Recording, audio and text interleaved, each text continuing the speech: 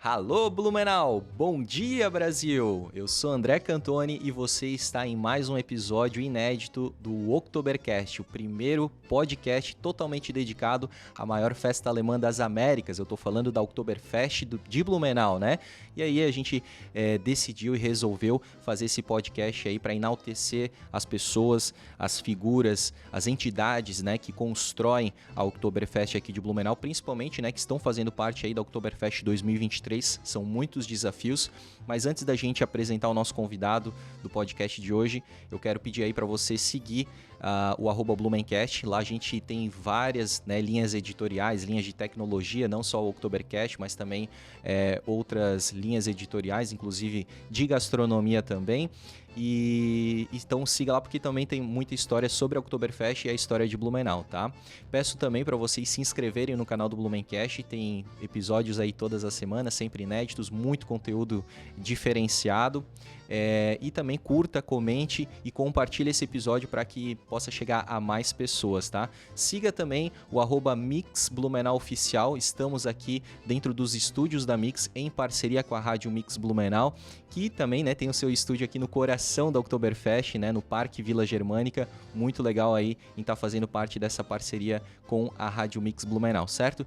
Então hoje eu começo aqui a conversar, né, com o Valmir Zanetti, que já esteve também no Blumencast aí, com o sócio Ulisses Kreutzfeld, né? Eles têm aí uma série de investimentos no empreendedorismo blumenauense, aqui a história é fantástica, então também já convido vocês, depois desse episódio aí, a assistirem aquele episódio do Blumencast. Mas hoje a gente veio aqui para falar sobre a história das cervejarias artesanais, os desafios que eles têm enfrentado e que eles vão enfrentar.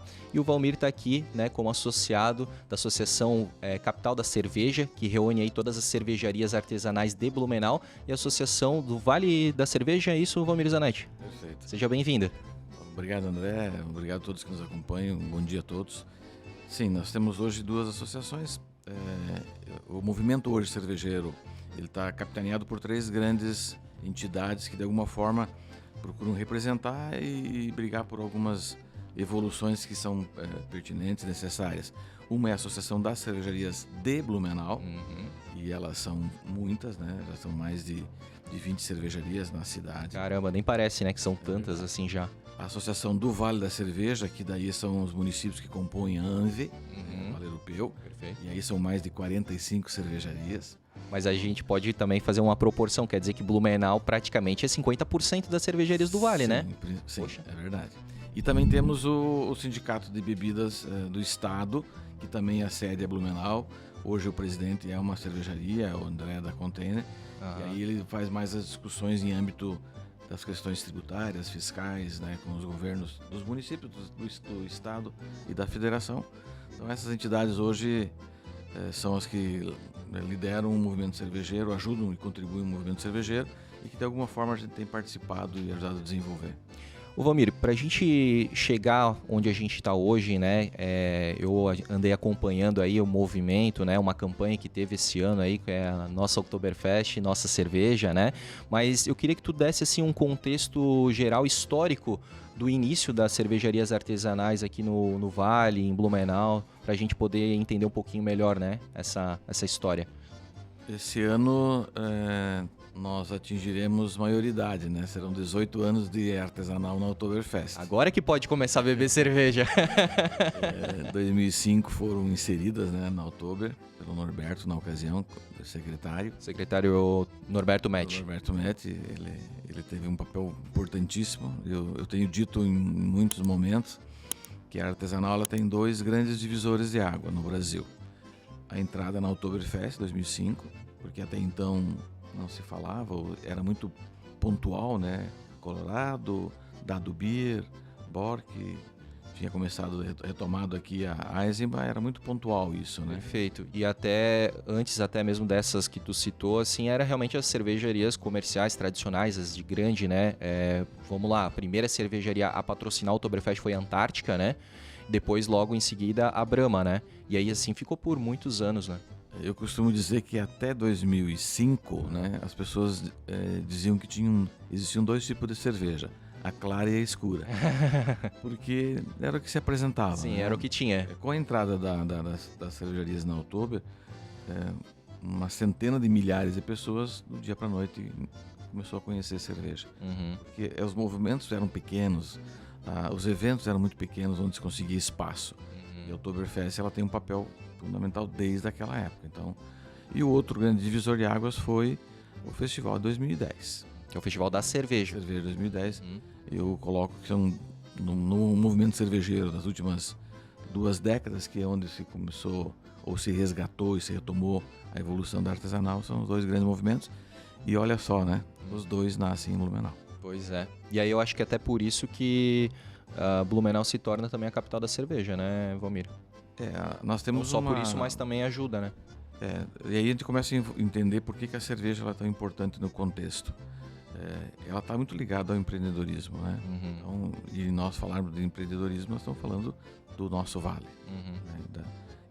Aí a gente poderia desenvolver linhas de raciocínio em N outras opções de negócio, né?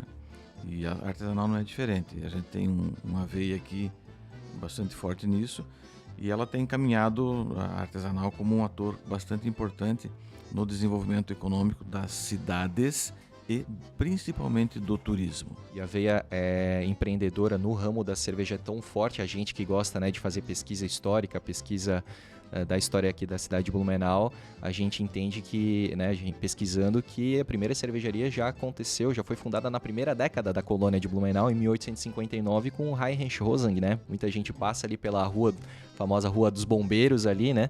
E não sabe que ele foi o primeiro cervejeiro aqui da colônia Blumenau, né? Depois o Rischbitter também, teve... acho que a família Bruns ali, que foi logo... A Feldman também. A Feldman, exatamente, né? Que tem lá na Vila Itopava, inclusive, ainda, né? Um museu muito bacana ali, um memorial muito bacana.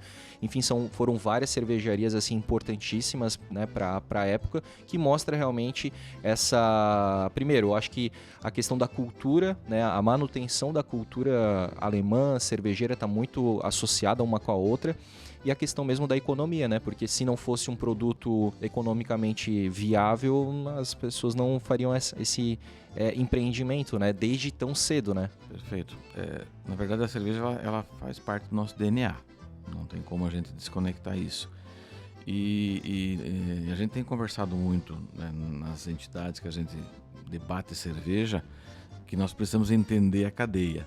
Toda a cadeia produtiva da cerveja é como um negócio, e desconectar um pouquinho de que é uma cidade do etílico. Não. A cidade de quê? Da questão da bebida, né? Se questiona às vezes... Do etílico? Porque a cerveja ela destrói a família. Sim, ela pode ser consumida em excesso, né? Ela pode gerar problemas. Mas tem tantas outras coisas que em excesso também geram problemas. Exatamente. Que são tidas como leves e pode... Eu costumo dizer que até o fanatismo religioso destrói. Com certeza. O açúcar. Famílias, né? Então para que mais, né, doce do que o açúcar? Exatamente. Também destrói, né, a saúde. Então a cerveja, ela é um produto como o outro. No entanto, para o nosso turismo, se nós olharmos os últimos 8, 10 anos... ela vem sendo um ator muito importante. E aí a gente precisa começar a entender essa importância e começar a valorizar um pouco mais isso. E as associações, elas têm debatido bastante isso. Dentro da sua competência, dentro da sua capacidade, né, de discutir e implementar ações, ela tem buscado isso. De alguma forma conquistar mais espaço, de alguma forma... estimular que as pessoas, se tiver a opção de escolha entre consumir uma de uma grande marca, consuma uma local, porque a gente costuma dizer que a nossa equipe, os empregos que nós geramos, eles consomem na nossa região. É verdade. Então o recurso e os impostos que nós geramos, eles são reinvestidos na nossa região. Diferente do artesanal, que esse faturamento vem de São Paulo, ele vem do Paraná, e esses impostos ficam lá. Ele não vai gerar oportunidade, não vai retornar aqui. Sim. Então a gente tem provocado esses debates no modelo de conscientização. Há alguns momentos mais eficazes, outros momentos nem tanto. Esse é o desafio, né? Para a gente chegar nessa mobilização que aconteceu de forma mais efervescente, né? Vamos pegar aí 4 meses atrás, mais ou menos, né? Onde eu acho que era tu que estava capitaneando isso, né? A gente lia muito teu nome aí nas matérias, nas entrevistas, né? As tuas reuniões com o colegiado ali do executivo e da prefeitura, secretário de turismo, enfim, era sempre teu nome que era citado aí. 2005, as artesanais acabam, né, começando a ter um espaço na Oktoberfest. 2010, o Festival Brasileiro da Cerveja. Quando que as associações são fundadas, cada uma dessas 3?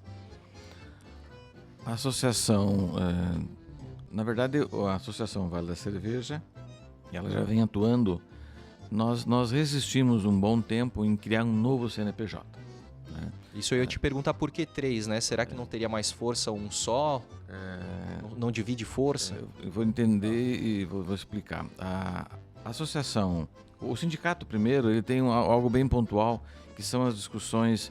E através do sindicato é que a gente consegue hoje ter acesso a uma cadeira na FEComércio ou nas entidades do Estado, onde você possa, de fato, ir lá discutir temas como ST, temas como pauta, temas como pesquisa de preço. Então, é só através do sindicato que eu consigo chegar lá. Uma associação isolada não reúne força, não reúne mobilização para chegar. E a sindicato, nós conseguimos uma cadeira e hoje a gente senta mensalmente para poder conversar um pouquinho com o governo do estado e poder participar. Então, juntamente com sindicatos de outros estados, para poder discutir daqui a pouquinho algumas pautas em âmbito nacional. Perfeito. Passa por aí. Bem, o objetivo Você não isola só a cerveja, você trabalha o sindicato de bebidas. Então, nós reunimos no estado hoje o sindicato de bebidas envolvendo o refrigerante e os destilados. Perfeito. Então, essa é o pressuposto. Enquanto associação, nós tínhamos mobilizado a Vale Europeu e imaginávamos que talvez não precisasse de um CNPJ. Trabalhamos alguns anos, acho que foram uns 4 anos, dentro do Convention.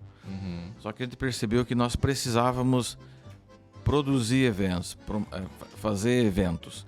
E aí, quando a gente percebeu que feria a proposta do Convention, que ele capta eventos para os associados. Então, ele não poderia estar promovendo esses eventos. E aí entendemos que tinha um conflito ali, né? Tinha um conflito, foi muito importante naquela época o Convention. E a gente agradece e é parceiro hoje. Mas precisamos criar a nossa entidade porque ela precisava de um CNPJ para, por exemplo, fazer um evento como fizemos na Rua das Palmeiras, como fizemos em Pomerode, como fizemos em Indaial, né, como fizemos em Gaspar, para promocionar e se aproximar do consumidor final. Mostrar para ele o quão importante é a cervejaria da cidade dele ser comprada, como gerar pertencimento naquela. O movimento foi evoluindo, né, como é natural. E aí nós somos a região no Brasil que mais tem cervejarias per capita, somos a região do Brasil que mais se consome artesanal per capita, e é muita diferença, é 10 vezes o que se consome no país. Tem nascido muitas cervejarias e aí começam a nascer movimentos isolados e algumas cidades começam a criar os seus movimentos, e nós entendemos também que precisaríamos ter, em algum momento, espaços só da cidade de Blumenau. Afinal de contas, ela tem uma lei própria, né, de 2017, aprovada na Câmara. Ela tem uma lei federal que nos dá a condição de capital brasileira de cerveja. E em alguns momentos nós precisamos continuar fortalecendo isso. Sob pena daqui a pouco não sermos mais. Sermos a cidade do Latinha, né? Latinha isso, Latinha aquilo. E aí então nasce a Associação das Cervejarias de Blumenau, que a gente vem também fazendo as nossas ações pontuais. Então essa é um pouquinho da história, né? Hoje, nesse quesito nosso Oktober, nossa cerveja, a gente entende que nós já teríamos condições de fazer Oktober. Quando você fala de capacidade de produção, de entregar a produção com qualidade padrão. Ponto.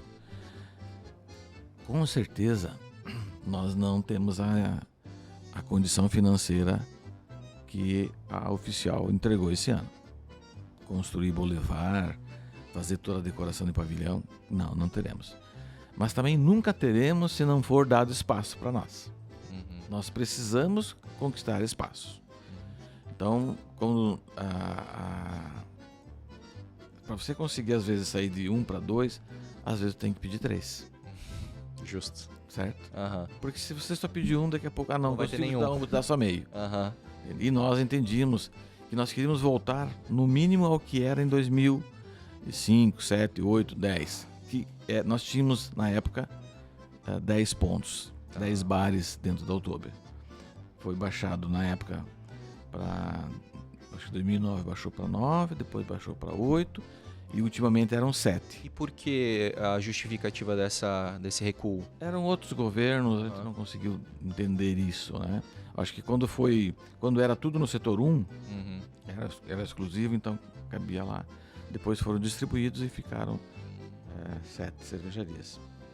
A gente conseguiu uma evolução muito boa no passado, quando conseguimos, e aí vem o papel da associação, quando a gente conseguiu espaço para as nano.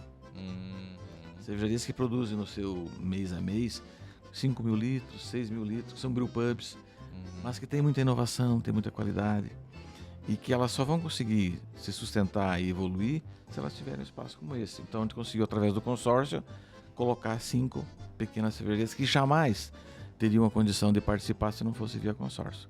Então foi um ganho importante que manteve para esse ano, aliás, esse e o próximo. E para esse ano conseguimos um outro feito, que é permitir que as intermediárias, né, cervejarias que produzem aí 25, 30 mil litros, também pudessem se consorciar em assumir um ponto, 2 marcas, e aí poder se apresentar e quem sabe no ano que vem cada uma delas brigar por um ponto. Então são pequenas evoluções, pequenas conquistas que a gente tem feito. Mas ficamos estagnados em 8 pontos. Aí tu vai dizer, mas não sobrou 2? Só confirma que a gente vem batendo. As nossas dificuldades fizeram que 4 cervejarias fossem desclassificadas por índices. Que índice? E só Blumenau exigiu. Nenhuma dos outros editais, né, da nossa região exigiu esses índices. Né? É enérgico? É legal? É, perfeito, tudo bem. Não, faz parte do jogo. Né? Mas só confirma que nós precisamos de espaço para poder crescer e se manter. Nós precisamos resgatar o que tínhamos antes da pandemia, que era a vontade das cervejarias a receber o turista. A gente perdeu isso com a pandemia. Não tinha mais como você manter a equipe, você não tinha. Durante 3 anos ninguém te visitou. Então são coisas que a associação tem trabalhado, tem buscado, mas não acontece do dia para a noite. E você percebe numa Oktober que a gente recebe aí 600, 700 mil pessoas, elas querem durante o dia fazer algo mais, né, do que elas vêm para a região para um período de experimentação, né? Já foi o tempo, graças a Deus, que a gente recebia uma enxurrada de pessoas à noite, muitos já chegavam embriagados e dentro dos ônibus, né? Depois a gente via todo mundo caído nas calçadas e praças. E ia embora de manhã. Já foi esse tempo, graças a Deus, nós giramos essa página. E hoje nós estamos recebendo a família. Sim. E a família vem para cá e se hospeda 3 dias, 5 dias, uma semana. E ela quer, durante o dia, também gerar experimentação. Então ela quer visitar uma cervejaria, ela quer visitar uma loja de cristal, ela quer fazer compras, ela quer um bom café colonial, ela quer visitar o entorno, né, a região. Então a gente está trabalhando sim, de alguma forma, fazer com que as cervejarias retomem essa vontade de receber o turista. É investimento, é desafiador, é um processo de médio para longo prazo, mas vem dentro da proposta de olhar para a cadeia produtiva do negócio, cerveja.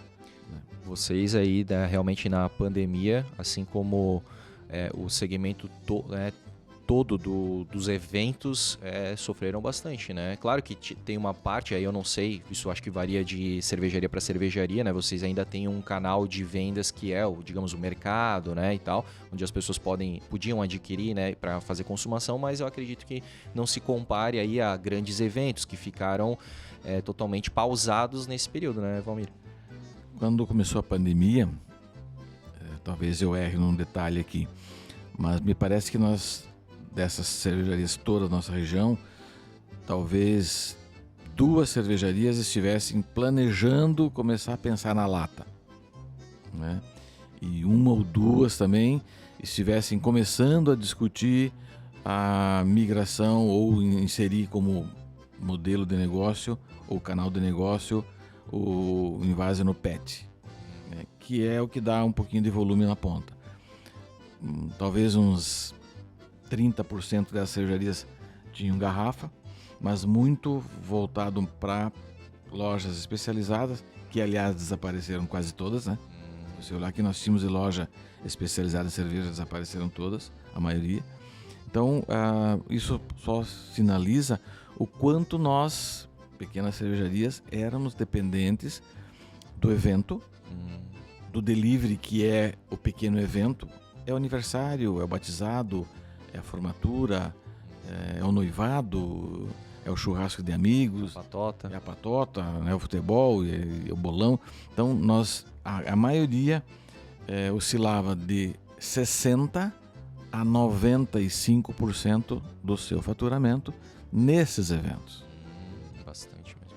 E aí você fica 30 meses, não é 2 de outubro, é mais de 30 meses que você não consegue autorização para fazer chamar os amigos para tomar uma cervejinha, né, do teu aniversário. Então você vê como se desgasta isso. O que manteve, o que fez elas sobreviverem foi o volume que se deu para o PET, porque aí você conseguia, né, gerar um pouco mais de venda, e muitas foram se retraindo. A garrafa era um item que algumas começavam a querer evoluir. Hoje ela é, para pequena cervejaria, ela é punitiva, porque é um item que aumentou demais o vidro, né?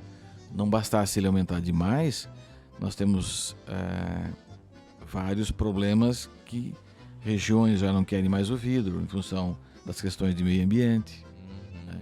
Então é um item que ele vai cair em desuso, e hoje, no nosso caso, comprar uma garrafa de vidro para envasar, ela custa 2 vezes o que é insumo que vai dentro. E é interessante tu falar isso, cara, porque eu vejo, assim, 2 visões praticamente antagônicas, né? Tu falar aí de algumas cidades que já estão criando leis, né, para proibir o vidro, mas também existe muita questão cultural do PET, que muita gente não gosta da bebida envasada dentro do PET, porque acha que tem um gosto diferente e tudo mais, né? Poxa, daí vocês estão tendo 2 brigas e tendo que enfrentar 2 brigas, né? Nós vamos precisar... a cerveja artesanal ela vai precisar desmistificar alguns mitos que se cria. Quer ver um mito que meu pai tinha isso, né? E possivelmente o teu pai talvez tivesse. Quem consumia cerveja eu só tomo cerveja de Caxias do Sul, de Joinville ou de Lages, porque a água de lá é melhor. Tinha a famosa Antártica de Joinville. Exato. Meu pai só tomava Antártica de Joinville porque quando ele olhava assim que era de Caxias, ele dizia, não, essa não é boa. Exato. Isso hoje é mito. Uhum. Por que naquela época talvez valesse isso? Porque até uma determinada data, o Ministério da Agricultura não exigia que você equilibrasse a água. Hoje, você pega qualquer água e você equilibra ela para ser uma água cervejeira ou uma água potável, uma água que você possa, como essa aqui, consumir. Então, hoje a água é em qualquer padronizada. Padronizada. Por que eu falo isso, né? Naquela época podia valer, porque às vezes tinha uma água boa, né? Hoje, por exemplo, boa parte das cervejarias da nossa região usam água do Samai, porque ela é uma água potável, sim, excelente qualidade. Apenas tiramos o cloro, utilizamos, e o excedente volta para a natureza como equilibrada. No quesito, eu usei isso como exemplo, porque a gente fala assim, mas alguém que fala assim, mas a Coca-Cola da garrafa é melhor. Sim e não. A cerveja do PET é pior. Sim e não. O que é esse sim e não? Qualquer produto novo, bem armazenado, e que for envelhecer adequadamente, com cuidado, vai ser igual lá no final. Seja na lata, seja na garrafa, seja no PET, seja no barril. À medida que eu falo desses 4 tipos de envase, eu já estou dizendo o tempo de cada um. Então no barril, eu não posso deixar no barril 1 ano uma cerveja lá dentro. o tempo dela no barril é 15 dias, é 7 dias, é 30 dias, dependendo do produto e dependendo como armazena. Então, se eu tirar com 45 dias, já deu problema. É por causa do barril? Não, é porque ela não está adequada. Ela não foi tomada as devidas providências para ela. Ela não foi pasteurizada. Ela não tá. O barril tem uma penetração de oxigênio que vai. Né? O PET é um invólucro, é um envase que ele permite a entrada do oxigênio. Então ele vai oxidar. Qual é o tempo máximo que se consegue dar no PET? Nós damos 60 dias o nosso. Está surgindo agora uma nova linha de PET que eles estão com mais 2 camadas. Eles estão fazendo testes que entre essas camadas sendo colocado um tipo de lâmina para proteção do raio UV. Perfeito. Então, isso também tem a questão, né? Até do vidro, né? Sim. A cerveja com garrafa escura e garrafa transparente. Então, o que é prejudicial para a cerveja? 3 coisas. O oxigênio entrando, o calor e a claridade. Na garrafa, na lata, no PET, no barril, entrou esses 3 ingredientes, já contaminou o produto. Então, se você pegar um produto novo, bem conservado, com 30, 40 dias, no PET, na latinha, né, na garrafa, é o mesmo produto, a mesma qualidade. Se eu te servir ele sem saber de onde veio, te cego, né? Você não vai saber, você vai achar que eles estão iguais e pronto. É que a gente criou né, uma rejeição, não, o PET e tal. É tipo um efeito placebo, né? Se tu vê sendo servido, tu vai sentir o gosto diferente, mas realmente, se fizer um teste cego, tu não sabe, né? E a gente tem que ter clareza que o PET me parece que ele está vindo para ficar. Algumas condições, né? A própria condição econômica. A própria latinha hoje, se ela não baratear, ela vai ficar impraticável. O custo de um vasilhame, de uma garrafa PET de 1,5 litro, o custo daquele vasilhame ali, com rótulo e tampa, é o mesmo custo daquela garrafinha, daquela latinha de 350 ou 473. E aqui no PET eu levo 3 vezes mais produto. Entende? Então isso na hora de precificar para o consumidor final é muito impactante. Com certeza. É muito impactante. Só que essa nova tecnologia que está sendo testada, o grande desafio dela vai ser baratear, né? Porque com certeza ela tem aí uma tecnologia embarcada, agregada, que por enquanto talvez seja até mais cara do que ela tinha. Hoje ela está mais cara que a garrafa. Está mais cara que a garrafa de vidro. Sim. Mas é um processo, se você não começar... Se tu popularizar, provavelmente ela barateia, né? Como tudo, né? A escala. Hoje ela é feita na Espanha, não é feita no Brasil ainda. Tem que evoluir bastante. A própria questão, eu li recentemente uma matéria dos vinhos, né? Que estão tentando popularizar o vinho dentro da lata, né? Sim. Talvez já com essa questão da troca da garrafa de vidro para lata, né? Sim. E isso tende a acontecer, se tu for olhar, vamos pegar a linha de condimentos, né? Falo disso porque nós fazíamos toda a produção da Hemmer, enquanto ela era Hemmer, não foi, antes da Kreis e da Kraft. E a gente tinha uma relação boa lá com o pessoal e visitava. E a gente já sentia a dificuldade de comprar o vidro e aí conversávamos com eles, né? E eles migraram a Hemmer, quase que toda a sua linha de vidro para os potes de plástico. Tu olhar lá os... Né? Você comprava o vidro de maionese, agora é o pote. Num pote de vidro. Você encontra hoje maionese no pote de vidro? Não mais. E tu vê, eu como consumidor, se tu não tivesse falado, eu nem percebi essa mudança, assim, as coisas vão ocorrendo de forma natural e gradual, que tu simplesmente vai, é maionese, continua sendo a maionese e tal, vai embora. Então, o vidro, os estudos sinalizam que ele tem um baixíssimo índice de recuperação. Então, mas eu não vejo o vidro boiando aí. Ele caiu na água, se ele encher, ele afunda. O PET dificilmente ele enche, ele fica boiando. Só que o PET, e assim, a culpa não é do PET, não é do vidro, a culpa é da cultura das pessoas. Ser humano. Esse é o primeiro lugar, né? Mas o vidro, você consegue recuperar ele, em função do calor que foi usado, 2%. O pessoal usa para fazer outros recipientes, por exemplo, alguns objetos, que daí dá para, tipo, a Mozart cristal. Ela usa quebra esse vidro, transforma ele em areia de novo e usa 2% para fazer aquelas peças coloridas. é pouco. Sim, com certeza. Né? Algumas empresas do Rio Grande do Sul, principalmente, do meio oeste, usam uma parte desse vidro para fazer o garrafão. Né? Por que esse garrafão? Primeiro, porque ele muda a estética, e segundo, porque ele perde muita resistência. Então tem que ter uma capa para proteger, por isso o garrafão tem aquela proteção. Então a recuperação do vidro na garrafa, e hoje a maioria não faz mais a garrafa retornável. Por quê? O retorno dessa garrafa, você tirar rótulo, você passar por asepsia, é caro, muito caro. E aí você não consegue mais embutir isso no preço. Então o vidro. Já o plástico, você desmonta ele, você picota ele vai virar uma vassoura, ele vai virar agora até equipamentos para bancos, e dá pra fazer um milhão de coisas. Até a camisa, até Sim, malha, né, sim. feita de PET, é possível bastante fazer. coisa. E a latinha nem se fala, né? A gente brinca que você não ouve barulho de latinha caindo no chão, você joga ela para cima, alguém já vai catar, né? É verdade. Então ela tem uma utilização aí muito perto dos 100%. Então, ela vira latinha também, Valmir? Ou ela vira outros... Ela vira outros materiais, né? Outros materiais. Então, o meio da cerveja, para nós, para as pequenas cervejarias, ele passa por essa transformação toda. E aí tem o que pega muito, né? E a importância das associações.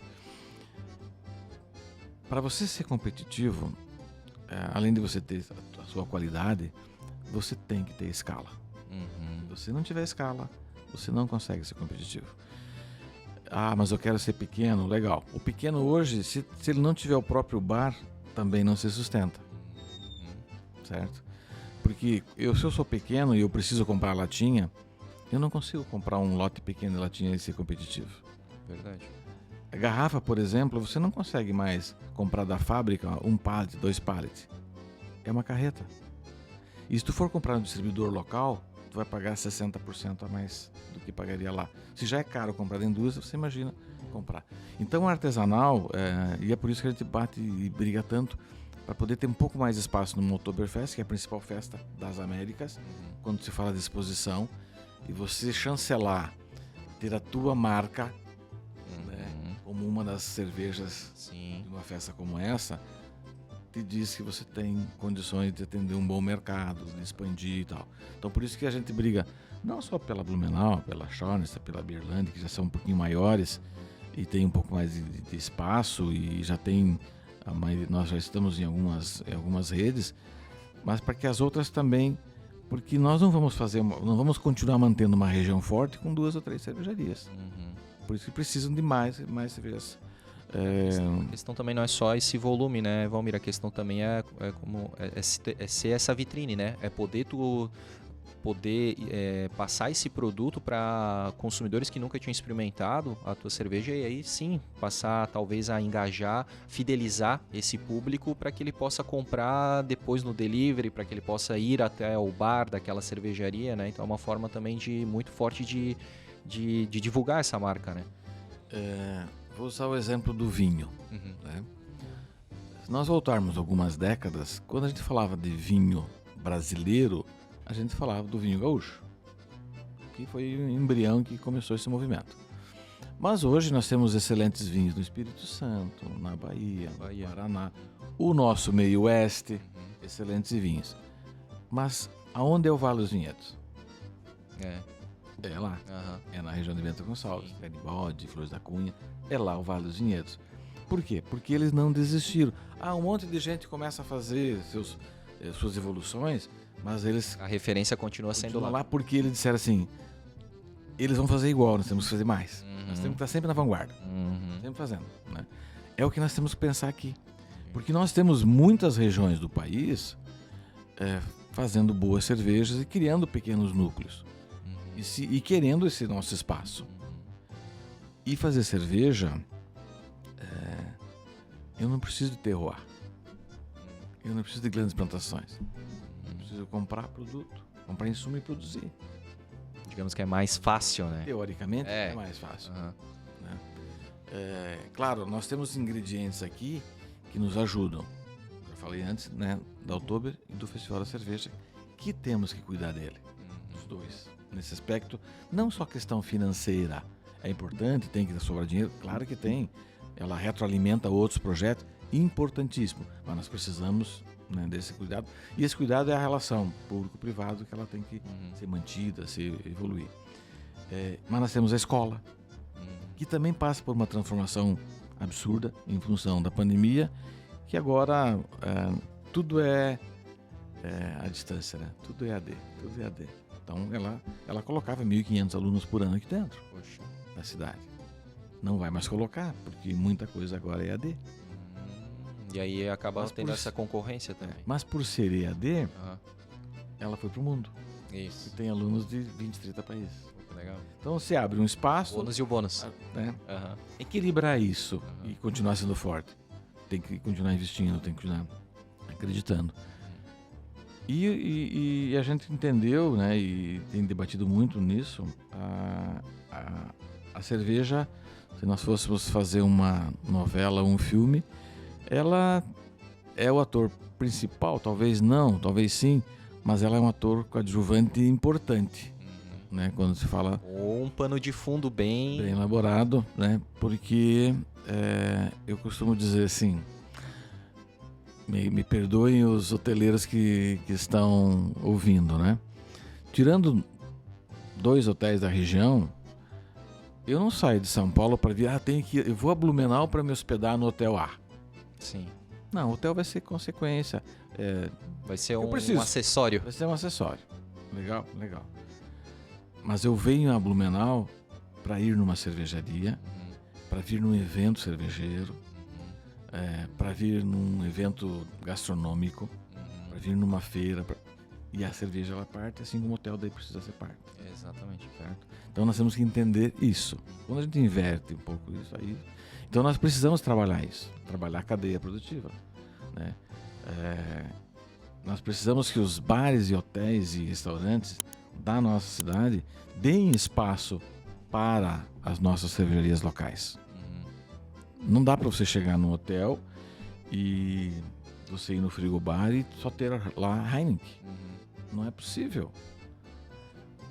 É que a gente entende o outro lado, porque a gente também, como você falou no começo, a gente tem outras empresas e a gente vê o assédio dessas grandes e são caminhões de dinheiro que eles trazem e aí o poder econômico fala muito alto. Mas a gente tem que pensar no médio e longo prazo. Se nós não der espaço para as pequenas cervejarias, elas vão sucumbir e amanhã você não vai ter esse turista vindo aqui para visitá-la, aí não adianta você ter um frigobar cheio de Heineken, porque não vai vender nem esse. É verdade, cara. Se nós não pensarmos um pouco dessa forma, no médio prazo, nós não teremos cervejarias. Não é só para você visitar uma cervejaria, é para ela participar de um evento. Está acontecendo aqui na Anvi, começou agora de manhã, hoje e amanhã um congresso estadual de fiscais das prefeituras municipais. Quais são quem que eles convidaram para participar do projeto? Uma cervejaria local. Porque esse pessoal que veio aqui não vem até aqui para consumir Spaten. Porque ele compra no mercado dele em qualquer lugar. Ele vem aqui e quer, né, degustar, apreciar uma cerveja local. Assim como é o queijo de Minas, ou sei lá, o queijo aqui de doce de leite também, né, de Minas. De Minas, ou ali de Taiol, né, a polenta daqui. Nós temos produtos da região, a linguiça Blumenau. Então nós temos que olhar com mais carinho para isso. A gente entende, sim, e me perdoem também, eu não estou aqui batendo no poder público. Este atual governo tem dado mais espaço, mas nós precisamos continuar pedindo. A hora que nós pararmos de pedir, a gente diz assim, parou, legal, tá show. Não, a gente precisa continuar evoluindo. Da outra ponta, a gente também precisa fazer nosso dever de casa. Nós tivemos algumas cervejarias desclassificadas por falta de documento. Claro, voltando à conversa inicial, 3 anos e desenquadrou todo mundo. Não tem uma que não tenha negociação fiscal e dívida negociada para pagar. Não tem uma que não tenha. Tem que sobreviver, tem que ganhar dinheiro para pagar essa conta. Umas mais, outras menos, né? Nós mesmos sofremos muito nesse período. Mas a gente vai precisar fazer a nossa... Por exemplo, nós temos que parar de prostituir preço. A gente bate na tecla de que não podemos mais ficar competitivos através da sonegação. Se o teu patrocínio aqui é R$1.000 e alguém te disser, se não precisar de nota, você faz por 600, por 700, 800, é justo? Claro que não. Quando as regras são claras e cumpridas por todos, beleza. Então a gente também tem que fazer a nosso dever de casa. Né? E nós pecamos isso enquanto cervejarias pequenas, que às vezes a gente fica se depreciando. Né? Isso é uma falsa ilusão, né, cara? É uma falsa lá ilusão. Na frente se paga o preço, né? Sim, o preço vem e a gente vê isso com muita força. E eu fico pensando, né? Se há as duas grandes, né? Com a estrutura que tem, com a capacidade de produzir barato, vende um Pilsen no 13, 14 reais, por que eu tenho que vender o meu a 9, 10? Sem margem nenhuma, tentando sonegar para enganar quem? Né? Para ludibriar quem?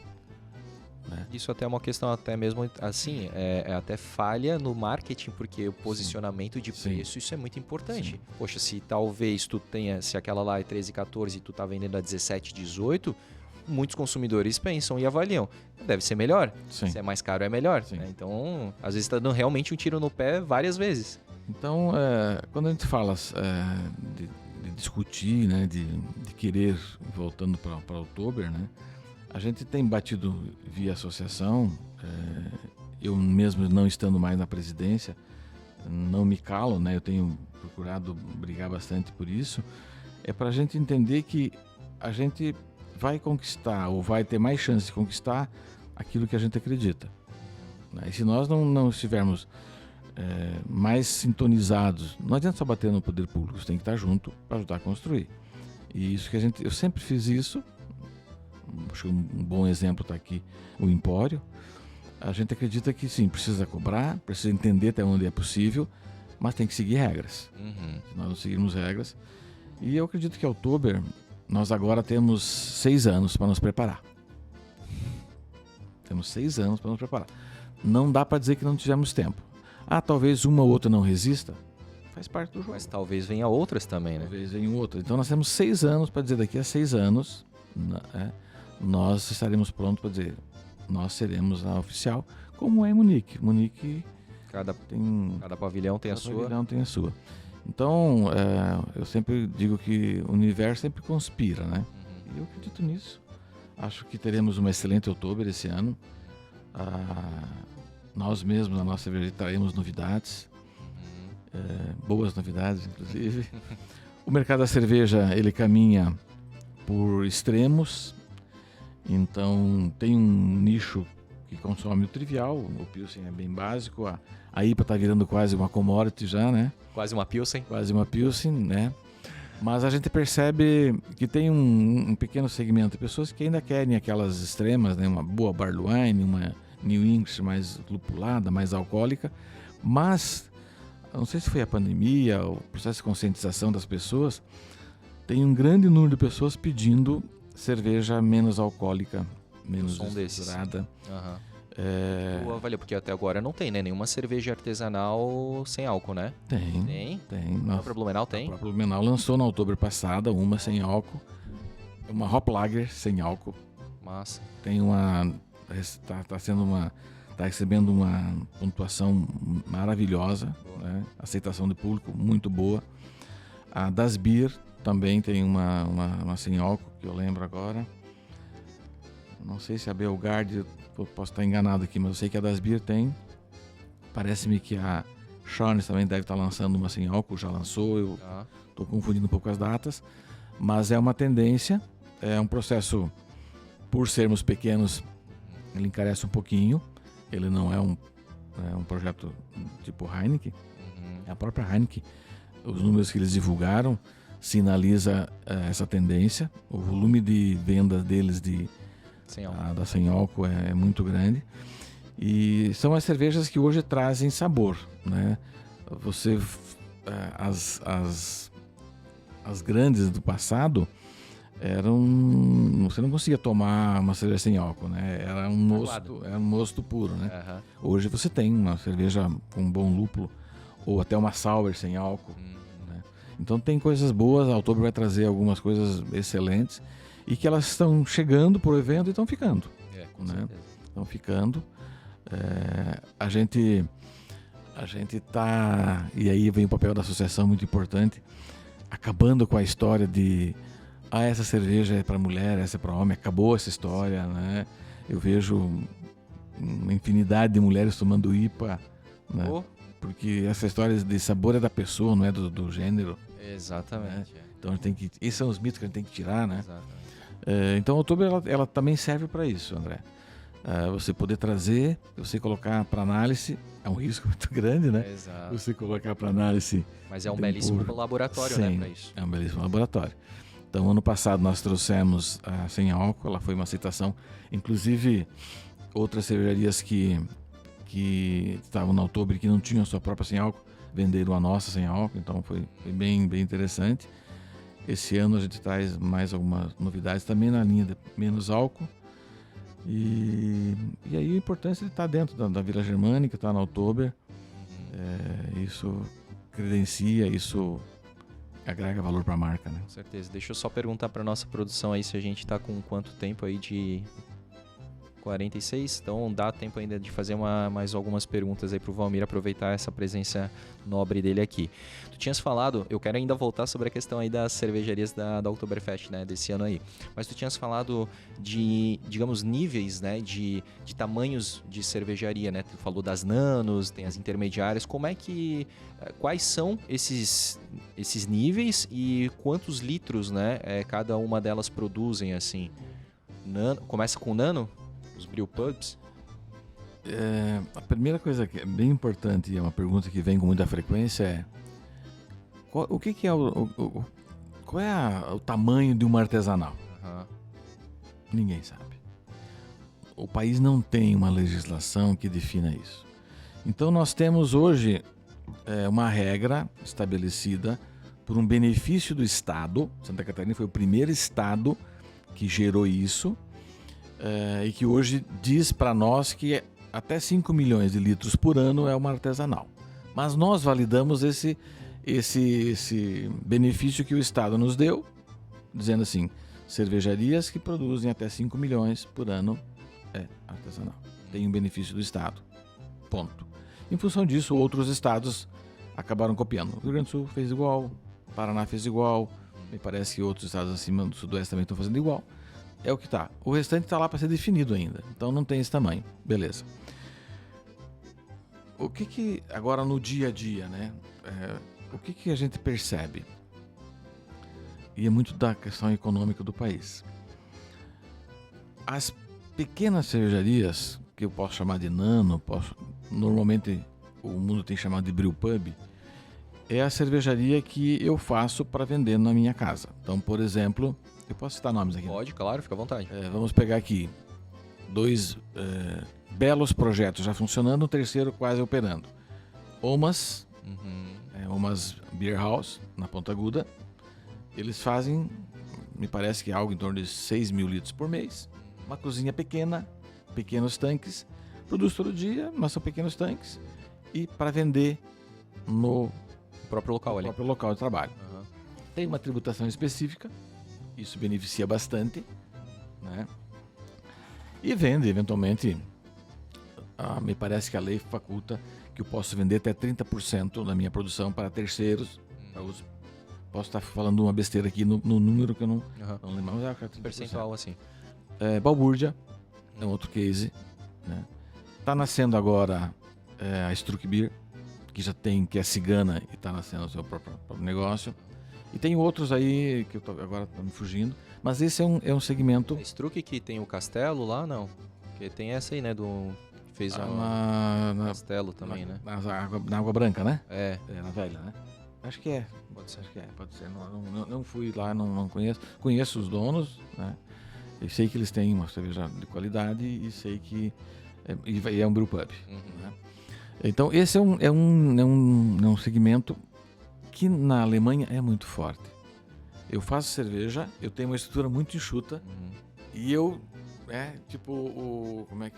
aquele bichinho que faz o suricato? Suricato. Né? Eu sou um pequeno suricato. Eu ergui minha cabeça, eu enxergo o meu negócio. Para quem eu estou vendendo, onde é que está o meu barril. Eu dou uma esticada de braço, eu administro o meu negócio muito pequeno, com um custo fixo muito reduzido. E aí eu tenho competitividade para esse tamanho. Sim. E aí eu ganho dinheiro. Beleza? Porque eu tenho um produto, tenho um bom serviço, atendimento. Eu consigo mostrar para as pessoas, né? Eu sempre digo assim, ou eu vou para o mundo, ou eu faço o mundo vir até mim. Perfeito. Eu sempre uso a Birgerheim do Timbó, também é muito pequena, né? Faz uma bela cerveja, a pessoa vai até lá. É o que está fazendo, faz a balbúrdia, é o que faz a Umas, é o que vai fazer. Então vem até a casa. Né? Os clientes orbitam nela. Exato. Ali, né? Onde é que eu tomo a cerveja? Só lá com ele. Sim. É o que tem algumas vinícolas em Bento Gonçalves. Você encontra Torcello por aí em qualquer lugar? Não. Um excelente vinho, mas você tem que tomar lá. Eu vou de vez em quando lá buscar. Excelente. Menor vinícola do Vale dos Vinhedos. Só produz 30 mil litros por ano. Né? Então tem a cervejaria tem essa de ser pequena. Ou você é maior. E aí você tem que ter uma escala maior e tem que ter canais de distribuição. Então daí eu já não consigo trabalhar só no barril, só na garrafa. Eu preciso ter a lata, eu preciso ter o PET. Ou ter uma competência muito grande. Vamos pegar aí 3 exemplos, né? Que eu conheço um pouquinho mais, não vou dizer que eu conheço todo. Você pega Schornstein, capilarizou com parcerias com outras cervejarias pelo Brasil. Está investindo pesado na lata, na garrafa e no barril. Verdade. Certo? Você pega a Beerland, né? Também já com uma certa idade, resolveu investir bastante no volume lata, no canal. Quando você tem mais canais, você precisa de mais estrutura. Então você precisa de mais volume. Você tem Blumenau, que está se reposicionando agora. Né? Ela estava muito focada só no barril e na garrafa. Garrafa com muita dificuldade e o barril com muita competitividade. Porque essas 45 da região, todas querem o mesmo delivery, todas querem o mesmo evento, todas querem o mesmo festa de casamento, todas querem a mesma formatura. Então eu preciso diversificar. Então, vamos para o PET, né? E agora estamos indo para a lata. Então, eu teria, na minha opinião, né? Eu tenho conversado com muitas pessoas que a gente comunga da mesma ideia, ou eu sou pequeno, né? Fico aí nos meus 6, 8, 10 mil litros e consigo ser aquele suricato que enxerga tudo, ou eu sou maior, eu tenho que ficar aí nos 200, 300 mil litros, 400, algumas. Aí daí para cima, sim. Porque daí eu tenho que definir. Eu tenho que atuar numa região, eu tenho que atuar num estado, eu tenho que atuar num sul, sudeste. Então cada um tem que. E aí, o que vai me diferenciar para eu fazer essa escolha? Minha capacidade de investimento. Se eu tiver capacidade de investimento para estabelecer esses canais, para estabelecer essa estrutura de logística. Né? Mas tu passou por um desafio, né, Valmir, ali a Blumenau, e eu acredito que outras também, porque chega num momento que tu não compra certos eventos aqui até das cidades vizinhas, né, que fizeram, que tu acaba não se encaixando, porque às vezes os editais abrem para as nanos, para pequenas mesmo, e as grandes, por exemplo, como a Oktoberfest, daí acaba fechando com as comerciais, com as grandes mesmo, né? Então vocês acabam ficando num vácuo ali que vocês não conseguem nem atingir nenhum nem outro evento, né? Sim. Agora, esse momento, né? Nós não conseguimos participar da maior parte dos pequenos eventos da região, pequenos e médios eventos, porque limitaram em 100 mil litros. Então, estamos fora. A gente faz mais de 100. Não tem o tamanho suficiente para brigar por uma Fenareco, talvez, por uma Oktober. Então, eu tenho que ganhar a musculatura para amanhã depois brigar. Enquanto isso, lá fora também, a hora que você estabelece os canais, eu também preciso estabelecer volume, porque entrar numa rede é uma briga de preço, né, feroz, os investimentos são grandes e aí tem que ter escala, tem que ter muita eficiência para o produto não voltar, para o produto não vencer, para você entregar nos prazos, eles são muito arrojados. A margem ela despenca e você vai compensar no volume. No volume. Então, num brewpub, se você ganha 1,50 o litro de sobra, numa latinha você vai ganhar 5 centavos, então tem que ser muito volume para justificar. Então, esse é o mercado da artesanal. Sob o risco, inclusive, de tu sair daquele teto pulado por Santa Catarina. E aí é mais uma conta para você fazer. A hora que eu mexo naquilo, é como você ter uma tua empresa do simples e um lucro presumido do lucro real. Balancear isso tudo. Né? Não é fácil. E tem que ver até onde você quer essa loucura toda. Então, olha só como é mágico isso, né? A Oktober, ela te provoca tudo isso. Né? E ela te abre cenários. Né? Eu costumo dizer que nós somos muito felizes, né, com a Blumenau em 2016, porque a Oktober de 16 que nós entramos, quando eu assinei o contrato, nós não tínhamos inaugurado a planta ainda. Olha que loucura. Por quê? Porque no último momento a Container desistiu, liberou a vaga e eles não tinham mais tempo de fazer o edital. Fizeram uma carta convite. Olha só. Se tivesse as exigências que tem hoje, naquela época nós não teríamos conseguido entrar. E aquilo para nós foi, juntamente com o prêmio que nós ganhamos logo em seguida, a melhor do mundo com a nossa capivara, nossa IPA, nos projetou, porque nós não existíamos, nós éramos uma cigana em 2015 para 2016, e aparece como uma cervejaria dentro da divisor de águas para a empresa Blumenau. Para a empresa cervejaria Blumenau. Então eu digo que são as conspirações do universo. Total. Mas isso porque tem uma marca Oktober. Isso porque tem uma marca Oktober de Blumenau. Então é o que eu sempre peço às pessoas sempre considerarem. Antes de criar uma dificuldade, antes de criar um problema com essa marca, discutam, conversem com o poder público. Construam pontes. Essa foi falou antes de os meus debates todos, né, naquela época, enquanto eu estava presidente, foram sempre construindo pontes. Debatendo? Sim. Discutindo opiniões? Sim. Se posicionando forte? Sim. Não posso abrir mão das minhas convicções, mas tenho que entender quando não é possível. Tenho que entender o meu momento. E isso a gente fez sempre, né? Seja meu tempo de cooperativismo, seja agora dentro do turismo, no meu tempo de convention, agora nas cervejarias. Esse é o nosso modelo. Então, eu acredito que isso a gente contribui para o crescimento do evento. Sim. E deixa eu te perguntar, né? Na Oktober em si, tu vai estar lá como um cara empreendedor, ajudando lá, com a mão na massa, ou tu vai conseguir selecionar alguns dias para aproveitar a Oktober como um folião, digamos assim? Que é difícil, né, cara? Porque tu vive a Oktoberfest como uma pessoa muito diferente das demais, assim, né? Da população, porque tu vive, tu respira cerveja o tempo todo. E tu tem outras, né, operações, outros investimentos, assim. Então, a gente até tava conversando um pouco no off, né? Antes de começar a gravação, assim, se tu tinha a mesma... A cerveja tinha o mesmo simbolismo do que antes de tu ter esses negócios relacionados à cerveja, né? Eu sou uma pessoa que vou fazer 60 anos agora, daqui uns dias, e eu sempre bebi pouco, né? Eu sempre gostei de degustar uma bebida, é um aperitivo, é uma boa cerveja ou uma garrafa de vinho e deu, né? Eu acho que eu conto nos dedos às vezes que eu passei da conta. E não foi bom. Não foi bom. Na Oktober, eu aprendi a olhar a Oktober como um negócio desde 94, quando eu cheguei em Blumenau, porque eu vim transferido pelo BESC. O BESC fazia a parte financeira da Oktober, e eu cheguei aqui para ser um cara para trabalhar lá. Então eu jamais pensar de tomar alguma coisa dentro da Oktober. Depois eu saí, depois veio o Cicobi no lugar, que eu fui pro Cicobi, levamos para lá a Oktober. Aí veio o Empório, o Beer Villa e agora as outras operações.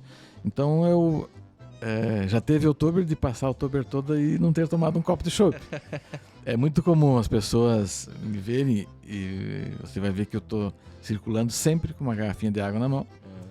E por quê? Hora tô no stand, hora tô na fábrica, hora tô no Beer Villa, hora tem lá o seu porco para nessa pegada de Oktober, né? A gente sempre tem os pontos, agora o museu.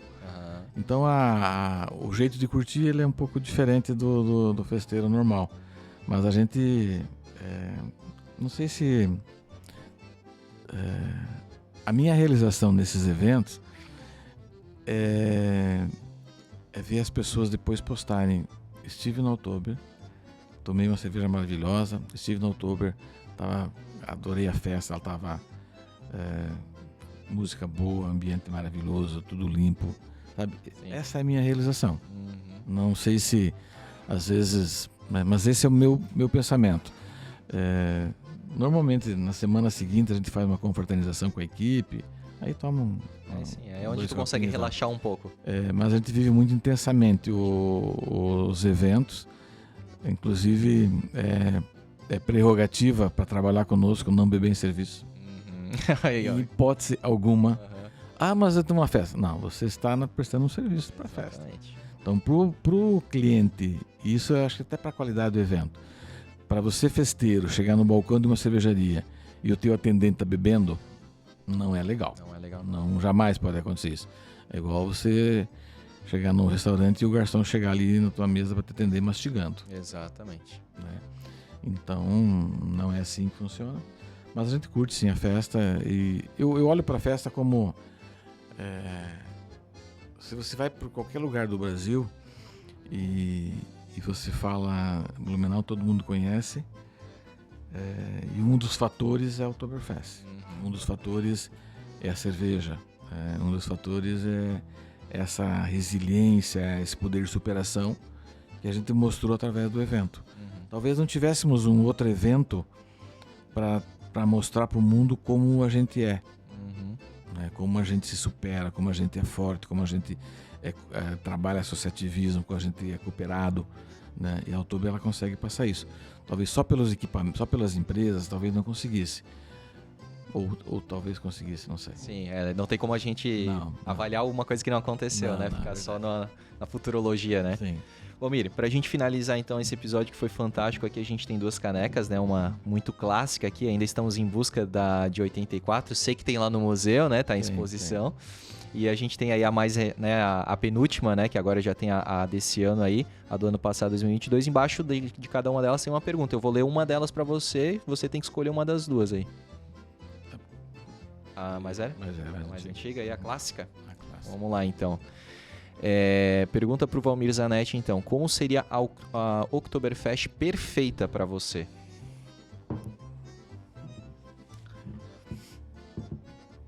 Eu acredito que mais importante do que a gente ter recorde de público e recorde de faturamento e lucro é nós ter a percepção de quem nos visita de que a gente está realmente resgatando a nossa cultura, resgatando e mantendo a nossa cultura. Para mim essa é a Oktober ideal. E quando eu falo isso, eu falo amplamente, né? É você olhar os fatores gastronômicos, culturais, a importância dos clubes de caça e tiro, né? Porque a gente não consegue mensurar, e teríamos que debater dias aqui, se você olhar a importância de um clube de caça e tiro para uma região. A importância de um clube de caça e tiro para uma determinada década ou época na nossa história. E o que esses clubes, o que essa história toda, vamos voltar lá, hoje é o Oktoberfest, mas no passado foi festa do chopp, foi baile do chopp, entendeu? O que é a importância da Oktoberfest para mantermos, e está cada vez mais difícil mantermos as festas de rei, né? Então para mim isso seria a Oktober ideal, a gente olhar para a festa, poxa, esse ano a gente conseguiu resgatar mais tal coisa. Existe, será algum tipo de avaliação do turista para, tipo, como se fosse aquele NPS, né? Net Promoter Score, assim, tipo, como é que você avalia essas e essas situações aqui que você percebeu ou não na Oktoberfest? Acho que tem algumas pesquisas, porque sempre é mostrado, né? Não consigo, não lembro agora exatamente. Mas eu penso que seria bem legal. Comentar ainda mais, né? Porque assim, né? E parece-me que a Oktober de Munique está fazendo alguns trabalhos para... A Oktoberfest virou... todo mundo faz. Agora, quem faz realmente dentro de um conceito, dentro de um propósito, olhando para tudo que ela representa? Você vai na Oktoberfest São Paulo, com todo o respeito, né? É um crime dizer que é uma Oktoberfest. Não tem nada a ver. Sim. Agora vamos fazer uma de Curitiba. Tem 200 no país. A gente recebeu aí contato de, sei lá, 20 ou 30 cidades. Vocês não querem vender o chopp de vocês aqui, não querem patrocinar. Então tem um monte. Agora, o que de fato tem um porquê? Sim. Né? A gente às vezes tem uma habilidade muito grande de transformar tudo em cifrão, né? É importante, tem que pagar a conta, ele vai retroalimentar outros projetos? Sim.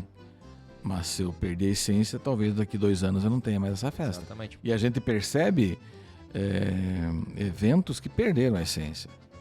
E aí, se fizer ou não fizer, se foi. Exatamente. Percebe festa na região que perderam a essência e não fazem mais. É o que eu costumo dizer, né?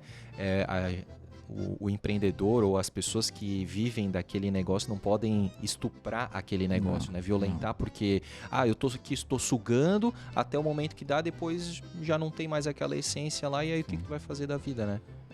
A Oktober não é uma fruta que você descasca e joga fora. Exatamente. Não é. Ela já é um legado, uma herança, né? Sim. E ela precisa ser... Eu acho que essas discussões que acontecem entre a iniciativa privada e o poder público é muito saudável, muito salutar, e é importantíssima exatamente para a preservação do futuro dela. E a gente fez isso nos últimos anos, né? O atual secretário e o Ricardo, eles têm um papel importante porque eles começaram a resgatar muitas coisas, né? Eu lembro que o Ricardo falava que a Oktober não pode ser mais a gastronomia da Oktober não pode ser pastel. A própria chegada do Senac, um trabalho muito forte da gastronomia, a prova está aí. É verdade. Né? E você vê que como a Oktober ela gera um contágio, né? Quantos restaurantes há 8 anos atrás ou 10 anos atrás tinham no seu buffet ou no seu à la carte pratos típicos de qualidade? Hoje você vê empresas da região que trabalham com carne suína se especializando em servir porcionamento, em servir produtos e, detalhe, provocando o produtor do suíno lá a ter para abate, né? Um suíno de qualidade, sempre do mesmo tamanho, para poder fazer toda essa... Isso faz parte da cadeia. Exatamente. A importância do evento, ele condicionou. Por quê? Porque está vindo o turista para cá, que depois ele volta durante o ano com mais familiares, ou ele indica e as pessoas vêm para cá. Porque nem todo mundo pode ir no Oktober. Né? Então isso, para mim, é a essência da Oktober. Resgatar e manter essa questão... E a economia acaba sendo uma consequência disso, né, Valmir? Eu sempre falo que nos nossos negócios, o faturamento não pode ser o objetivo principal. Ele é consequência. Eu fui na palestra sobre o jeito Disney de fazer, né? E algo que eu comungo bastante, né? O faturamento é consequência de você conceber um bom produto e um bom serviço e entregar ainda melhor. Perfeito. Ponto. Cliente satisfeito, vai consumir, vai indicar, vai voltar. Ponto. Oktober é a mesma coisa. Oktober festeiro satisfeito, ele vai indicar, ele vai consumir, ele vai voltar ou vai... Né? Então eu acho que isso seria o Oktober perfeito, na minha opinião. Perfeito, cara, que legal. A gente fica muito satisfeito e honrado aí com a tua presença, né, cara? Eu acho que tu conseguiu ilustrar muito bem, né, essa fase, essa história também aqui da associação, né? Reforçar ainda mais a importância do associativismo, que é muito legal também. Isso já tá também no teu DNA e tu puxa isso com as outras pessoas também. Acho que isso é muito importante. Esse diálogo, né, como eu falei também, salutar assim com o poder público, acho que é muito importante, porque também reclamar é fácil, criticar é mais fácil ainda, né? Dizer que não tá bom, fazer cara feia, torcer o nariz, muita gente faz. mas acho que a tua postura, né, e que tu representa, né, tantos outros líderes aí do teu segmento, acho que é uma postura muito correta, né, de conversar, de colocar os pontos do teu segmento que tu representa, e o poder público eu percebo também que vem cada vez mais democratizando, né, estendendo, abrindo a porta, né, para essa conversa aí, porque todo mundo quer, né, a mesma coisa, né, que é o sucesso, que é a qualidade, que é ampliar cada vez mais a qualidade, não só para os turistas, mas também, né, para quem vive a cidade o ano inteiro, né, que é o blumenauense aqui. Então, cara, eu te parabenizo aí a toda a associação, né, são essas 3 associações que a gente conversou aqui também. E, cara, muito obrigado aí pelo episódio. Eu que agradeço a oportunidade. Eu costumo dizer que a gente tem que saber o tempo todo que nós erramos. Quando nós entendemos que nós erramos, damos um passo atrás, corrigimos a rota e vamos em frente, as coisas facilitam. Perfeito. Então, dentro desse modelo que eu construí a minha história, os meus valores, os meus princípios, e tenho procurado viver dessa forma. Passamos momentos dificílimos com a cervejaria nos últimos 3 anos. A gente se dava as mãos com os colaboradores e selamos um pacto de sobreviver. E depois a gente vê o que faz. A gente sobreviveu, a gente está indo adiante agora e acredita que mais algum tempo a gente volta a colocar o pé no acelerador. E é a realidade de vários empreendimentos, né? Os empreendimentos todos que viviam do turismo nos últimos 3 anos, seja cervejaria, seja restaurante, seja transporte, seja hospedagem, ele sofreu demais. Muitos não resistiram, né? Mas agora é hora de a gente não querer só pensar em faturar, não. Manter qualidade, né? Respeitar o público, né? E vamos em frente. Obrigado pelo espaço. Opa, a gente que agradece. Obrigado também a todo mundo, né, que nos acompanhou aí. Vou pedir novamente para você se inscrever no canal do Blumencast. Tá saindo a partir aí já da semana, né, dessas últimas semanas aí, os episódios. Então você vai estar acompanhando aí toda sexta-feira ao meio-dia. Sai um episódio novo do Oktobercast até o final da nossa amada Oktoberfest aí, né, fazendo um verdadeiro esquenta aí para você poder também, né, curtir a festa sabendo um pouquinho mais, aí tendo um pouquinho mais de conhecimento. Hoje a gente trouxe então o Valmir Zanetti aí para contar um pouquinho do histórico das cervejarias artesanais aqui, né, da importância, da relevância que elas têm aqui para a nossa cidade, para a nossa região. E com isso aí, né, outros personagens importantes estarão aqui na bancada do Oktobercast para contar um pouquinho da história e você poder curtir a festa aí com ainda mais conhecimento, com ainda mais curiosidades, tá certo? Eu sou André Cantoni, não esquece aí também de seguir o @Blumencast para conhecer um pouco mais sobre a cidade de Blumenau e siga também Mix Blumenau Oficial para ficar ligadinho aí na Rádio Mix em 106.3 também pelas ondas do rádio. Estamos aqui na Vila Germânica, onde acontece a Oktoberfest, né? Sempre. E também acontecerá em 2023. E a gente se vê no próximo episódio. Um grande abraço e tchau!